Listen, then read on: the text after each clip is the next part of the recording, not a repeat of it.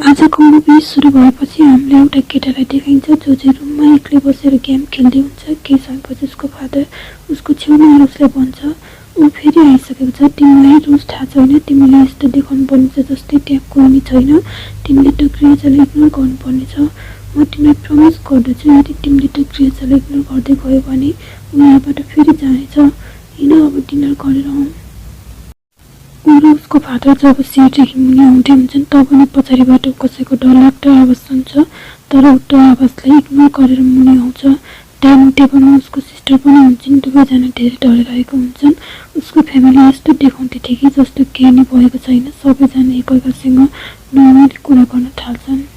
त्यो केटा उसको फादरलाई सोध्छ मलाई केही थाहा भइरहेको छैन, के हुँदैछ यहाँ। उसको फादर उसलाई भन्छ हामी यसको बारेमा बिहान कुरा गर्नेछौँ। तर त्यो केटा फेरि नै भन्छ मलाई थाहा भइरहेको छैन, त्यो आवाज किन आइरहेको छ। उसको छोराको कुरा सुनेर उसको फादर एकदमै रिसाउँदै चिच्याउँछ।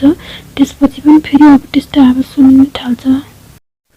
कोही सिँढीबाट मुनि आउँदैछ, त्यो केटा चम्चीले पछाडि हेर्न थाल्छ। उसले एकदमै डरलाग्दो क्रिएचर देख्छ जसको कारण ऊ एकदमै डराउँछ अनि आफ्नो चम्चीलाई मुनि राख्छ।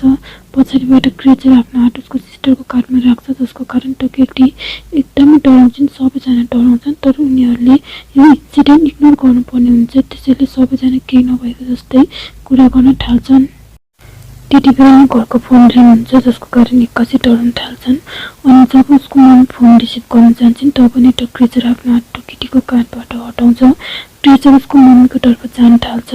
अब यस पछाडि उसको मम्मी चिच्याउँदै भन्दै हुन्छन् मेरो फ्यामिली छोड एक्लै।